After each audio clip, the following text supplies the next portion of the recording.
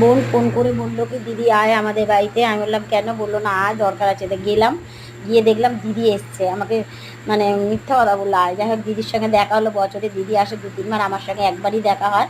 আর দিদি ছিল মেজদির ঘরে, তা মেজদির ঘরে চলে এসেছি আমি। এখানে দিদি পিঠে বানিয়েছিল, আমি খেলাম। আর দিদির মেজদির এটা রান্নাঘর, রান্নাঘরটা খুব বড়, খুব সুন্দর। আর এটা আমার বড়দি, আর ওইটা বড় ঘর দিদির একটা।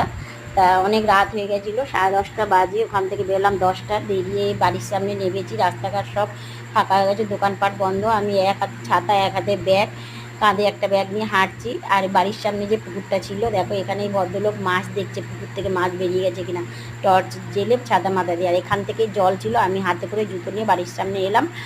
আর এসে যে দেখো দিদি কী কী দিচ্ছে, তাল, কুমড়ো শাক, পুঁই শাক। আমি তাল কিনে খাই না, বছরে একবার তাল আমি দিদির থেকেই, দিদি নিয়ে আসে খাই। দিদি বাড়ি যেতে হুগলি। আর এদিকে রাতের খাবার বার করে নিয়েছি গরম করে, তাতে করে আমি কালকে সবজিটা কেটে নিই।